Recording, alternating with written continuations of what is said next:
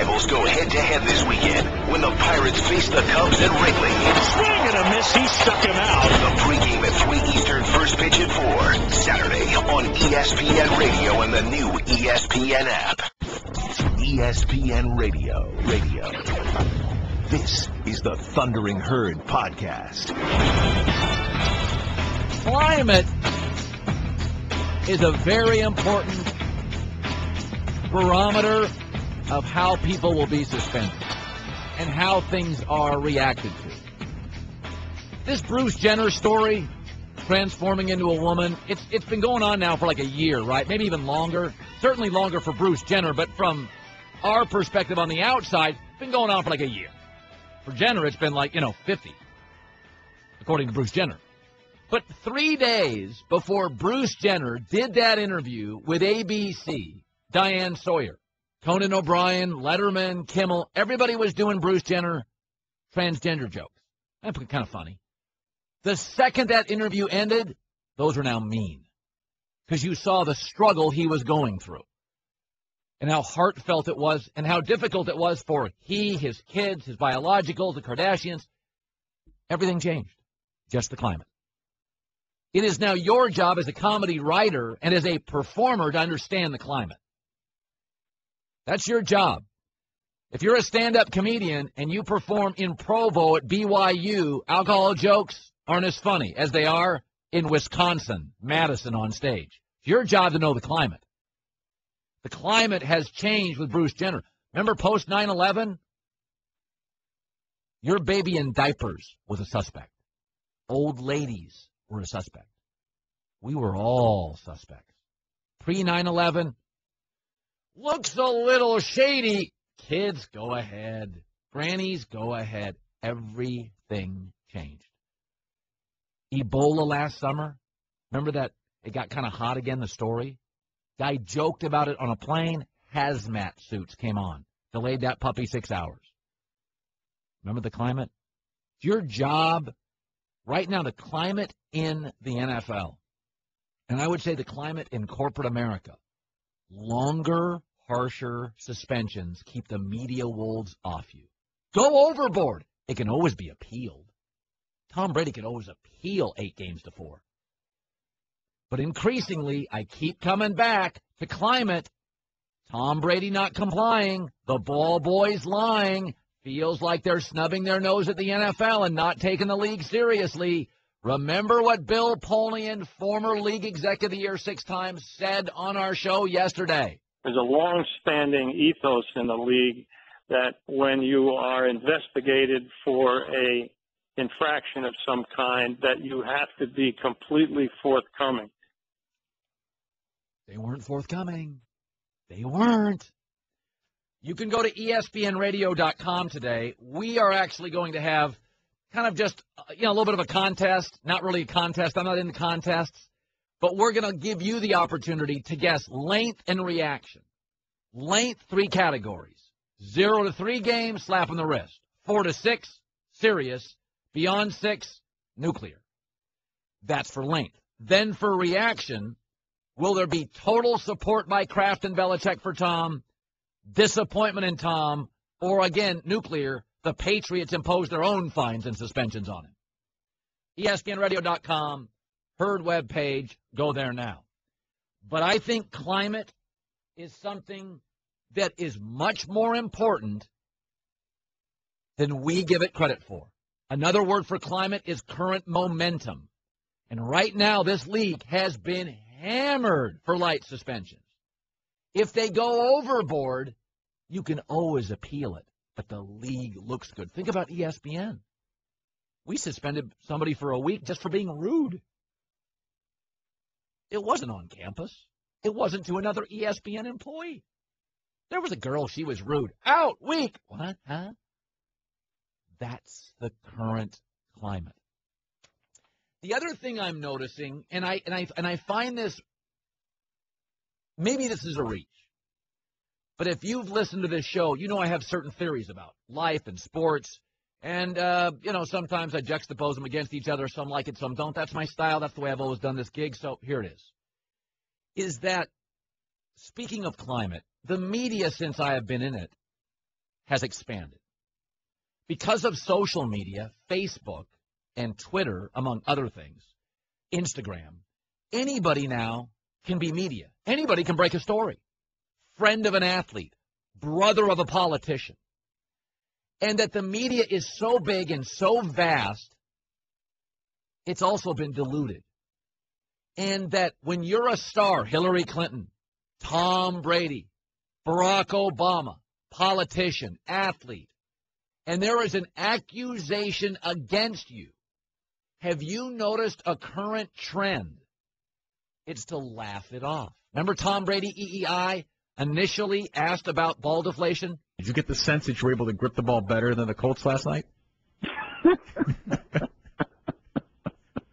Would you care to weigh in on that? I think I heard it all at this point. Okay. Hillary Clinton laughing when it suggested that foreign governments are giving money to her and Bill's foundation. Laugh it off. It used to be if you laughed it off, it looked nervous. But now laughing it off is saying, zany media. And you're right. $6 and you could have a website and a voice. Twitter's free. 1 million followers. You live in your basement. That the media has been so diluted and so expanded that now mocking the media and laughing at them is now a PR strategy. You wouldn't laugh at Walter Cronkite, Tom Brokaw, Peter Jennings. Now we've got an anchorman, Brian Williams, just making stuff up. I'm seeing it with Sarah Palin. I see it with Hillary Clinton. I see it with Tom Brady. I see it with people, stars, accused of wrongdoing. It is now reasonable to say that is a ridiculous claim. That's now a reasonable response. So when you see Tom Brady last night laughing, when you hear him on EEI laughing, I think now that works. I think that is a usable, absolute strategy to cool down controversy. The media now isn't as legitimate. Anybody can be part of the media. Anybody can have 1 million followers. Anybody can break a story. Anybody can have a website. It's completely diluted the media. And laughing at them works because trust numbers have gone down between the public and the media. Very few media people have a following based on, I kind of believe that guy. It used to be, you sort of always believed the media. Now people just don't. Bob Kravitz, who broke the story, was in the middle of a firestorm, and his take is very interesting. Bob Kravitz, in his article yesterday, says you can't even separate media from fan reaction anymore. Want more of the herd? The Thundering Herd Podcast. So, listen, here's the backstory, and everybody knows the story. Alex Rodriguez, used stuff. Yankees owe him $61 million. They don't want to pay him, okay? They don't want to pay him the $61 million. And it's very obvious, even if you're not in New York, if you're following this from the outside, is the Yankees are kind of downplaying Alex Rodriguez and his achievements. Well, last night he hit number 661, which means there's only 3 people ahead of him on the all-time home run list, Ruth, Aaron, and Bonds. And now it's ARod. He surpassed Willie Mays. So I want you to listen. Okay, now this is my friend Michael Kay. Here's the television home run call last night. Listen carefully. High fly ball, deep left center. There it goes. See ya! Home run number 661 for Alex Rodriguez. That breaks the tie with Willie Mays, and it breaks the tie with the Orioles as the Yankees lead 3-2. Alex now stands alone in 4th place on baseball's all-time home run list. All right, that's kind of typical of Michael Kay's calls. It's a little more demure than usual, or it should be for that moment. But Michael's not a yeller and a screamer. Here's the call from John Sterling, zany ringmaster for years on the Yankee radio broadcast, FAN in New York. Listen. The 1-1. Swung on and hit in the air to deep left center field. Away back goes Jones in deep left center. That ball is gone. It's an A-bomb from ARod.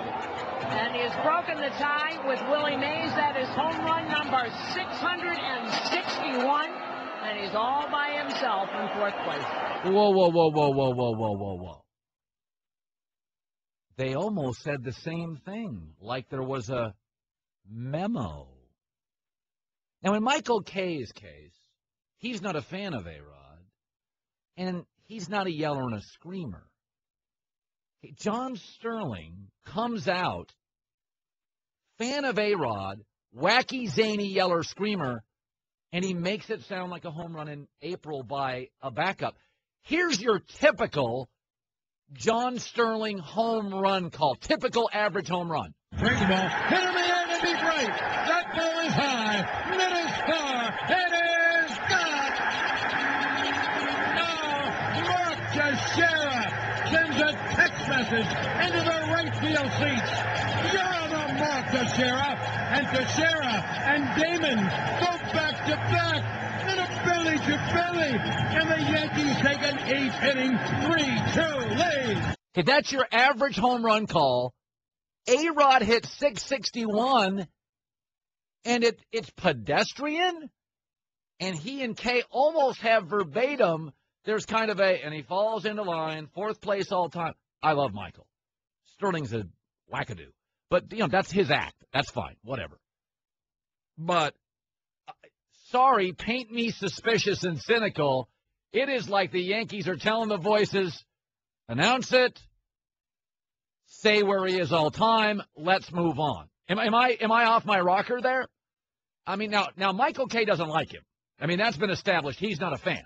And Michael's not a yeller screamer. His home run call sounds very similar to usual stuff. I would think it'd be a little more elevated. John Sterling, it's muted.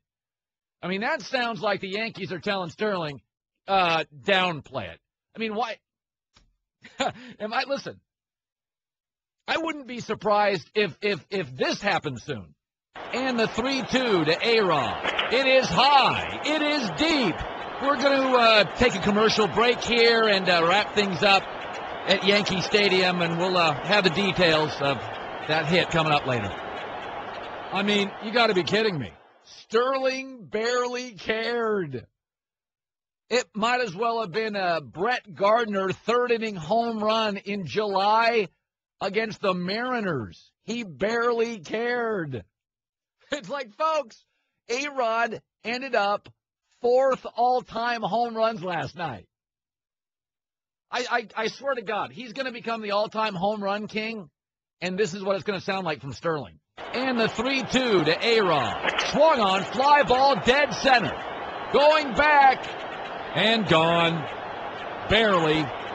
I'm not even sure that thing was fair. Homer 661. Barely. I don't know. I listened to those two home run calls this morning. He passed Willie Mays in the history of baseball, which goes back until like the 1600s, I think. They were throwing heads to the plate or something. I mean, the sport is so old. Seriously, it's like the oldest sport in the world.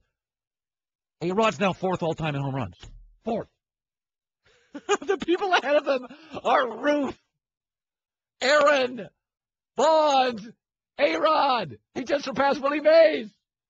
Go give me the Sterling call again, the real Sterling call. This is John Sterling on fourth all-time. The 1-1. Swung on and hit in the air to deep left center field. Away back goes Jones in deep left center. That ball is gone. It's an A-bomb. That's it? From ARod. That's it? And he has broken the tie with Willie Mays. That is home run number 661. Come on! And he's all by himself. What in is he? fourth place. Is he Joey Cora? You got to be kidding me. Yeah, home run. He's number 4 all-time home run list. This brought to you by a cupcake factory down the street. Come on now. You got to be kidding me. I mean, you can... Gary, you're in the herd. Go ahead. All right, I think you're wrong about the Sterling thing. Sterling cares a lot. He just cares about his paycheck. That's what he cares about. So he cares so much that he's going to downplay it. Am I crazy, Gary, or what? Oh, no, you're right. You're right. I mean, come on, listen to that home run column like he passed Willie Mays. But, hey, but you're saying he doesn't care, and it is he cares. He cares about his paycheck. That's what he cares about. By the way, according to John Sterling, Alex Rodriguez passed Joey Cora on the all-time home run list, for like 8,000. He barely even cared. Geico presents Strange Savings Stories. Astronomers detected an interstellar transmission. It stated, Geico, 15 minutes could save you 15% or more. The implications were staggering. Was the cosmos telling us we could all save hundreds on car insurance with Geico? Or did their radar merely pick up a signal from the nearby Rufus and Clyde's morning show? We may never know. Geico. 15 minutes could save you 15% or more on car insurance. It's really interesting to listen to fans on what should Brady get. Heavy scrutiny, no suspension, big suspension. And I'll give you an example, because a lot of times people say, Colin, you're out of your mind. But I'm just reading. Today's a day because of this story. I'm just reading my emails and Twitter and my calls. I'm looking at all my boards now. And here's a prime example how the audience is split on Tom Brady. So your name is Doug. What do you think Brady should get, Doug? Brady should get a full-year suspension. Full year. I just don't see. He go ahead the whole time he's lying. More probable than not is not regular vernacular. It's legal jargon for it. He did it. And you're going to suspend Greg Williams indefinitely, Sean Payton for a year, Justin Blackman, Greg Hardy for about a year and a half for all these things that are not related to cheating on the game of football. And you're going to give Brady a $100,000 fine and no suspension? I just don't see how that's right. Okay, that's Doug's take, and I think that's a little severe, but it's Doug's take. Now let's go to Rod's take. Rod, what's your take on Brady and suspension? My take on it is I'd like to see Brady get 4 games. I think a year is too severe. I'm all Peyton Manning, by the way, but Brady, I think it makes a point to the Patriots and any other team trying to cheat their way and pull all these little nuances they can to trick, fool, connive, whatever they do. It's been proven they do this year after year after year, and they always seem to be in the final running. So maybe this is something that they do regularly. Keep finding a way to manipulate the system to help them. But you say only 4 games. The earlier guy said all year. You're only giving them 4 games. That's nothing. Well, because you can't. The way I feel about it, I don't know how much of a advantage they had on the field because of balls and being inflated that way. Okay, so Doug feels all year, Rod feels 4, which would be appealed to 2. So that is what I'm dealing with. Out for the year, 4 appealed to 2. That is how split people are on it. To me, it's not about the action. It's the cover-up. That's what it's all about. I think people are missing. Nobody thinks that this is HGH, where everybody gets bigger, stronger, and heals more quickly. Everybody understands that. Reasonable people. Nobody thinks ball deflation. Tom Brady was better against the Colts in the second half when the balls were inflated. He was unbelievable outside of one throw against the best defense in the league, the Seahawks. Nobody thinks it's HGH where Brett Boone goes from a 260 hitter to a borderline American League MVP. Nobody that's reasonable thinks that. But you cannot, with willful intent in a league with heightened interest in the perception of the shield, almost thumb your nose and lie at the league. Willful intent to hide the truth. So I'm sorry, I just don't see it like everybody else does, or many of you do, as just a 2-game suspension. The other thing that happened yesterday, and it is a big deal, the Dallas Cowboys signed La'el Collins, offensive lineman, first-round talent, LSU, to a deal. If you don't know the backstory on this, unbelievable talent. First-round talent, offensive line, a very important position. There was a murder, and he was not a suspect, but was questioned right before the draft, and they took him off the draft board. Since then, it's been discovered, we believe, nothing to do with it. So all the teams vultured in, circled, and the Cowboys got him. Now remember, the Cowboys have now Randy Gregory, some baggage dropped in the draft. Greg Hardy, baggage, coming to the Cowboys, suspended first, 10 games. Now they have Collins. They also have Des Bryant, who they've been babysitting for several years. Essentially, the Cowboys have become sort of a very good boarding school. At least with Des Bryant, it's working. What I find interesting in this entire situation is risk works. The Patriots, risk takers, Randy Moss worked. Pete Carroll, risk takers, several draft picks. It's worked. But it hasn't worked when the Miami Dolphins tried it with Richie Incognito, when the Redskins tried it with several players, when the Raiders tried it with Randy Moss, and years ago with the Bengals. What do the Dolphins, the Redskins, the Raiders, and the old Bengals have in common? Organizational chaos and no dominating star quarterback presence. This league, it's pretty clear.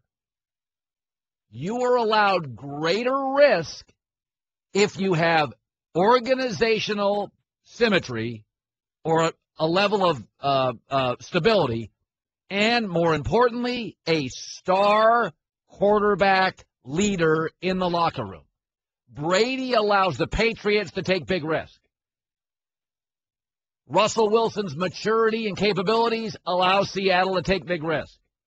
Ryan Tannehill, whoever quarterbacks the Raiders, RG3, Cincinnati for years, couldn't take that risk. That is another reason, kind of a undiscussed advantage to a star quarterback. He allows you stability, therefore allowing you a higher degree of risk. Tony Romo is a star, is a commodity, is a leader, has been the duct tape holding this organization together for several years. He allows them unbelievable risk advantages. The New York Giants with Eli Manning in their organization could take risk. Redskins can't.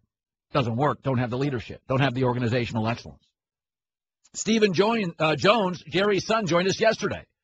And he talked about that. He said, listen, we are equipped to handle guys like this. Both those players were in situations that are not perfectly clean, and we really felt like that the upside was worth the risk. We also feel like we have an organization and the infrastructure in place that can help young men like Greg Hardy, like Gregory, and help them become the type of people that we want to have to be long-term Dallas Cowboys. So for anybody that criticizes Tony Romo, put yourself in the you don't get it crowd. Romo allows you to bring in Dez Bryant. Dez Bryant with Ryan Tannehill or whoever the Raiders have at quarterback or RG3, unglued. Romo's maturity, stability, commodity, leadership, excellence allows you to take risks. So the many things quarterbacks give you in this league, star quarterbacks, yards, wins, they allow you to ante up on risk. I mean, I had Tony Romo on this show, and I asked him about Greg Hardy. I said, is it a distraction? With Greg, I do believe that everyone deserves a second chance. And when I say that, I mean in life, if we all had all of our skeletons put up over our head, everyone would hate everybody. And I think that we'd all look disgusted at each other. And I think that, you know, we're in a position where we can obviously bring in a player who's dynamic and a great pass rusher. And he probably wouldn't be here, to be honest with you, if he wasn't. And that's probably the truth. And, you know, I do think that Ray Rice and people like that, they deserve another chance just because that's the way we should be as organizations and people. I think so far from what I've seen with Greg, he works very hard, and he'll fit in with that regard. Andrew Luck is going to allow the Colts a lot of leeway. Joe Flacco allows the Ravens a lot of leeway. Brady, Luck, Aaron Rodgers, Russell Wilson, it's maturity, it's stability. The better the company, the more risk you can take. Remember years ago, ESPN did ESPN the phone. Well, we have enough stability, we can roll the dice and fail on something. For all these new sports networks, could they take a $60 million loss? Doesn't work that way. You're in the Herd, the Thundering Herd podcast. I don't sit on Twitter nearly as much as a lot of people do in the media. But it has been brought to my attention that ESPN has announced, the company that Bill Simmons, who built quite a following at this company, and before, actually, I used to follow him when he was the sports guy in Boston, which is a long time ago, is going to leave ESPN in the fall. Bill's a friend of mine. There are very few people in the American media who I seek their opinion on business matters. Dan Le Batard and I have that kind of relationship. I think that Bill Simmons and I have that kind of relationship where I ask and prod and poke. I think Bill's an enormously talented guy on several levels, and I want to talk to Bill now more than ever. When I heard this story 15 minutes ago, I'm going to be completely transparent. 15 minutes ago, I wanted to address it. Several members of the company came to me and said, we need to get our arms around this for 5 minutes. And I said, well, George Bodenheimer's coming on. I need to talk about it. With respect to the company, I didn't think, and they didn't think it was the right time to throw that at George, who was not in these negotiations at all. And I understood that. But I think it needs to be discussed, and I have fought for that over the last 5 to 10 minutes. So I'm going to talk about it. Bill is a remarkably talented guy. He is, as I've said on this show, like Le Batard and Tony Kornheiser, a bit subversive.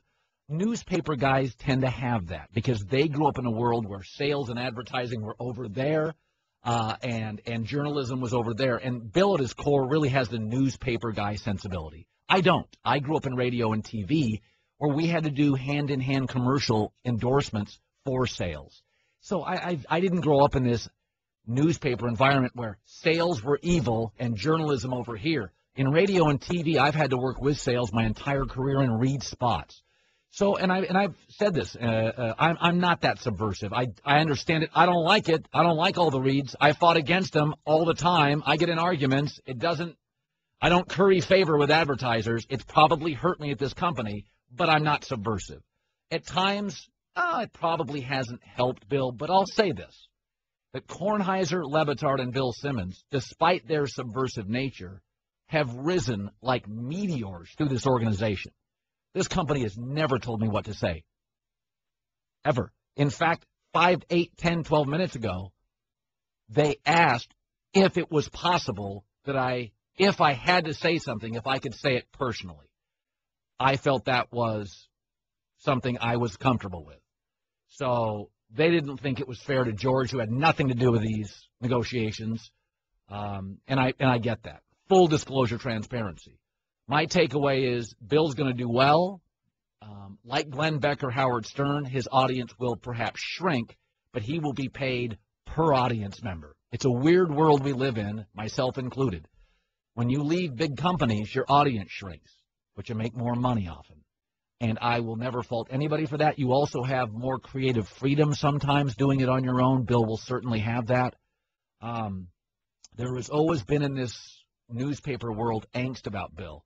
He is the most thought-provoking, progressive-thinking, creative, makes mistakes, doesn't look in the rearview mirror. I have such great respect for him. I will miss him professionally, but envy him to some degree as well. I root for the artist. I root for Glenn Beck. I root for Howard Stern. I root for Bill Simmons. At my core, we're all painters, that we have no power. We make good money, and it gets taxed at 50%. We don't have any power. I'm an ant. I work for a massive, monolithic empire. I'm going to root for Bill like crazy. I rooted for Dan Patrick when he left here. People think I hate Dan Patrick. I root for Dan Patrick. I've texted him post-tete we had over the internet. So kudos to Dan, who's had terrific success. Kudos to Howard, to Glenn Beck. Simmons has a zillion Twitter followers. He's a creative, thought-provoking giant, and I hope he kicks butt. So that's where I fall. I'll always root for that guy. And he's that guy, and I think he's a really unique guy. But let me say this. We're a company. We've got certain stratas and levels we're comfortable with, and I've always thought the enterprise always has to protect the enterprise. And there's numbers and levels, and you reach them, and they got uncomfortable with certain things. That's their right. No reason to hate ESPN for that. No reason to hate. Dan sought an exit, he found it. Bill sought an exit, he found it. I don't think you should hate 98 Rock in New York as Howard Stern left. He sought a higher ground, he discovered it. Glenn Beck, don't hate CNN or Fox. He sought it, he found it. A lot of this is Bill's mind and creativity seeking another place to land. It's no anti or pro anything. It's an artist seeking a new experience. Good for him. I mean, I got to be honest. With Bill, Bill's feisty. I could make the argument. It lasted 15 years and fortified both to this level? That's amazing. Bill, Tony Kornheiser, Levitard, these guys wrestle with management every day. And this company allows you to wrestle with them. They allow you to. I have argued, yelled at management more than once. They allow it here. But sometimes they're like, listen, you've reached a place we're not comfortable. Good luck. You want to know really powerful words? Really powerful words, 2 of them. Good luck. Good luck. Powerful for both. And I'm just a big Bill Simmons fan. Big Bill Simmons fan. Terrific talent. Major League Baseball on ESPN Radio. Last season, the Pirates reached the postseason for the 2nd consecutive season, only to be sent home early after losing the wild card. Will they return for the 3rd straight year? This weekend they face the Cubs, who have plans to make their first postseason berth since 2008. The Cubs and Pirates. The pregame at 3 Eastern, first pitch at 4. Saturday on ESPN Radio and the new ESPN app. Damien Woody played for the Jets, but he also won rings with the New England Patriots, and he walks into our studio today, and he's starting to sweat, and Tom Brady is your former teammate and rival. So Damien, let's start with your emotional state in regards to Deflategate. Where are you at right now? You know, when the whole Ted Wells report came out, I was really fighting a lot of emotions. But then at the end of the day, my mama didn't raise a fool. My mama did not raise a fool on this whole thing. And Patriots fans need to get out of their cocoon and wake up. Really, let's wake up. Is this the first time an athlete has cheated before? No. It's not like we're talking about a matter of national security. This is an athlete that's been caught cheating. And everyone is talking about, well, where's the evidence? Where's the smoking gun? Do you know how many cases, whether it's criminal or civil, where guys have been found guilty? Circumstantial. It happens all the time. Yeah. You got 2 equipment managers who, according to, a lot of Patriots fans out there, these were just rogue guys that just went out there and did it on their own. Why in the hell would rogue guys who's making $20,000 a year risk their livelihood just to deflate some balls? Are they out on the field throwing the balls? No. There's a reason. There's a reason why one of the equipment managers, Jim McNally, said he's a deflator. When I hear deflator, that doesn't mean one-time deal. That means that this has been going on multiple times. Okay? This has been going on for I don't know how long.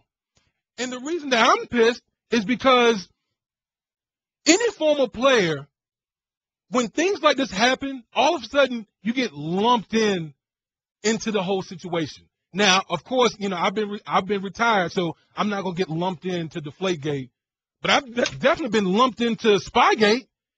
Anybody I tell, yeah, I won 2 Super Bowls. Oh, yeah, Spygate. And as a former player, you're thinking, man, I put in all this work. Nobody knows how hard I worked to help the Patriots organization win 2 championships while I was there. And then the one rebuttal you hear all the time, Spygate.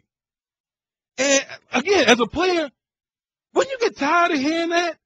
You didn't know with Spygate. Did you have I had any no idea? clue. I had no clue that anything like that was going on. What about Deflategate? Do you think Belichick even knew? Yes. I don't listen. Yes, Mr. Kraft and Belichick has been exonerated.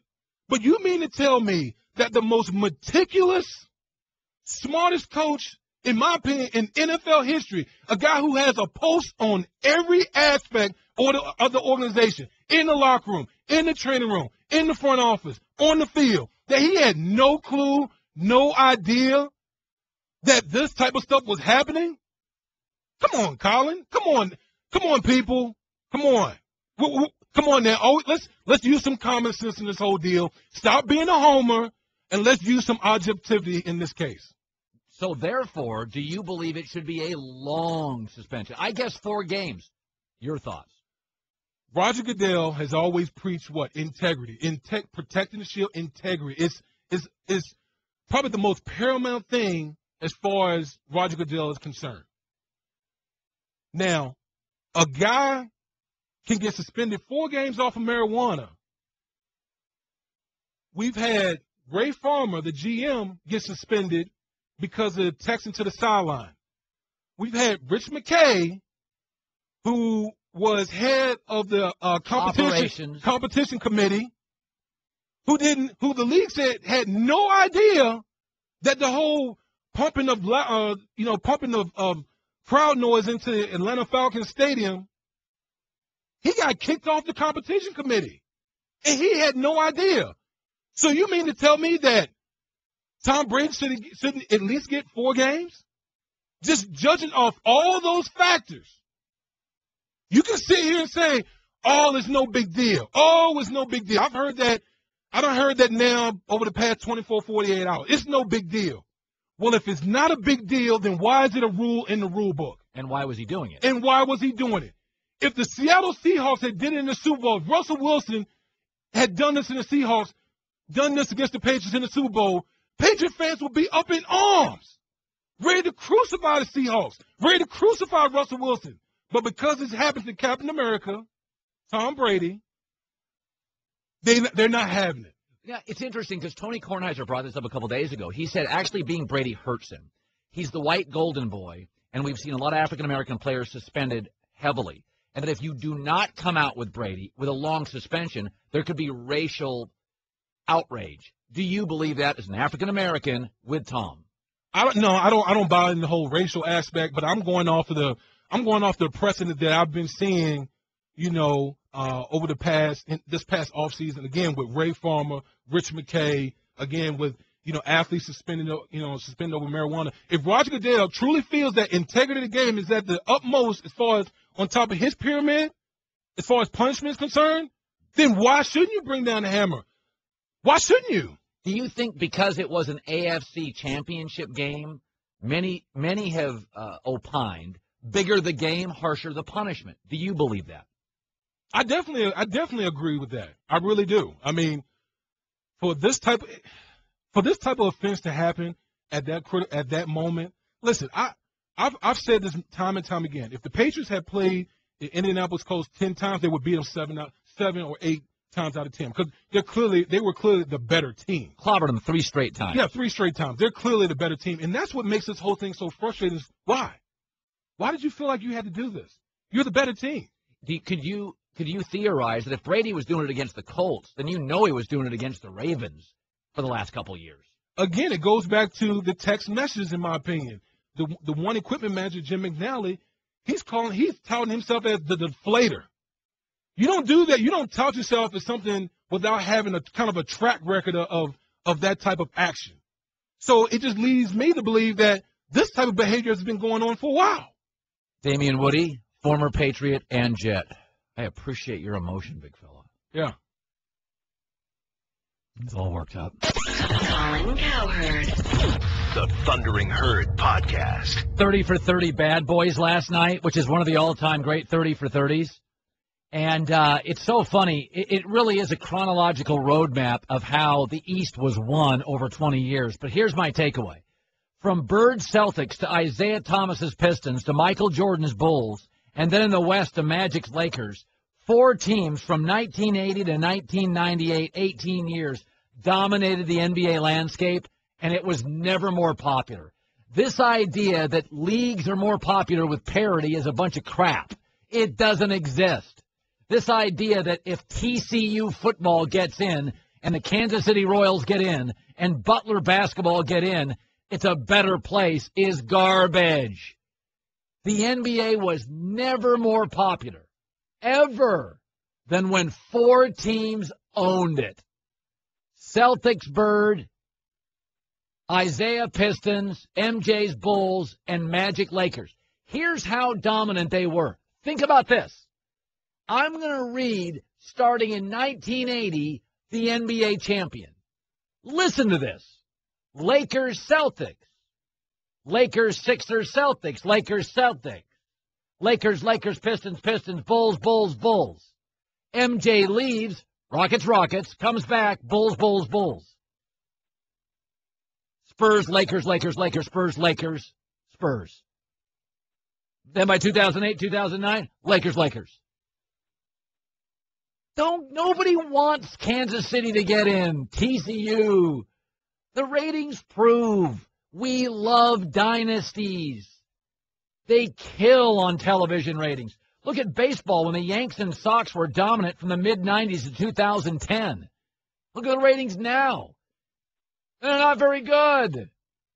Leagues are at their most popular with 4 or 5 dominating dynasties where the majority of people can play along, easy to follow, and the other people can hate them. I've said the NBA was a lot more interesting when LeBron was in Miami. Miami loved him, and the other 31 fan bases hated him. Now he's back at Cleveland. Everybody's happy. Vomit. Bleh. Oh, everybody's happy now. Oh, he went home and he made Akron. Oh, he went home to Akron. That place is a dump. Oh, Akron's the best. Remember that Nike commercial where they showed LeBron James going back to Akron? Oh, it's unbelievable. It's so nice. No, it's not. It's Akron.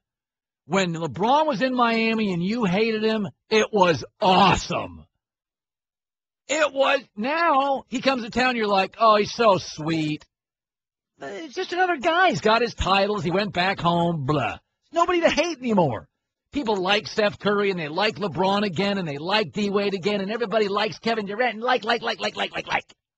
I like when you hated the Miami Hurricanes because they were grabbing their crotch. I like when you hated USC and Pete Carroll because they were out there gazing at the stars. You know, this idea about parody. Parody's boring. It is. It's boring. Now I got to root for Chris Paul and Blake Griffin, a guy that does commercials for insurance and a guy who jumps over a Kia.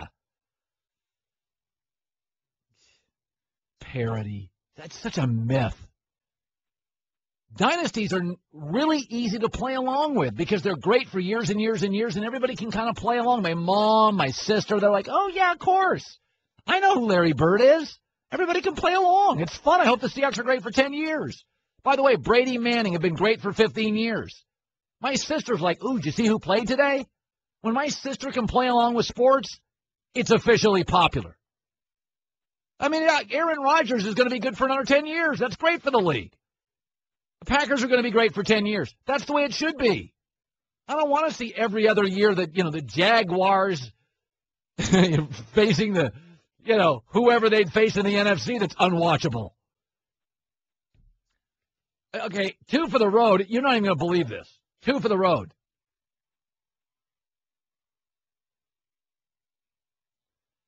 Say this for Carmelo Anthony. He finds interesting ways to spend his free time. He's got a lot of it since he's never in the playoffs. He apparently has a cameo in Teenage Mutant Ninja Turtle sequel. Yeah. Why don't you guard somebody and you wouldn't have a chance to be in that movie?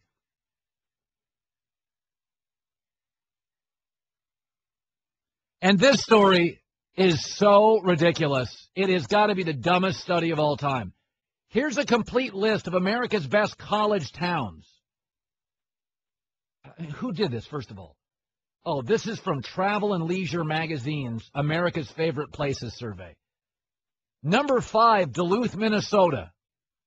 Yeah, you ever found a bunch of really pretty girls that are like, where are you going to go for spring break? Duluth. Number 4, Fort Collins, Colorado. Right. Number 3, Charlottesville, Virginia. Sure. Number 2, Lafayette, Louisiana. To who? Les Miles? And the number 1 best college town, to Syracuse, New York. That place is dumb. That's the dumbest thing I've ever seen. Okay, so let me get this right. The best college town would include, right, weather, attractive people. Syracuse, New York. Yeah, check and check. So no Athens, Georgia. No USC, UCLA. No Austin, Texas. Instead, it's 9 degrees, and the best-looking guy in town is Jim Boeheim. Colin, you've been very critical of Syracuse. I know, I'm not demanding an apology here, but can we get the Colin was wrong sounder? That place is a dump. Maybe not. Syracuse, New York is number one. Best pizza, too. You left that out. You know what? Travel and Leisure, you just lost a subscriber today. You sound like one of your listeners. I'm making threats against a magazine. Syracuse is beautiful. Just deal with it.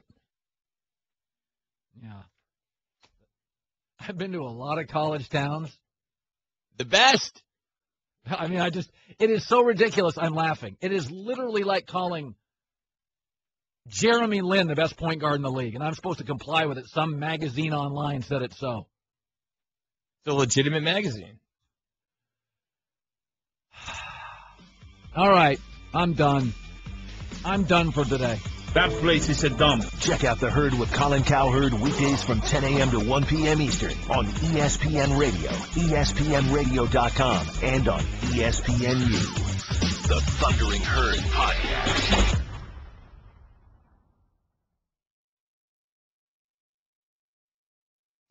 Two of baseball's best go head-to-head in interleague action when the Tigers head to St. Louis to face the Cardinals. That one is gone. The pregame at 7 Eastern, first pitch at 8, Sunday on ESPN and ESPN Radio.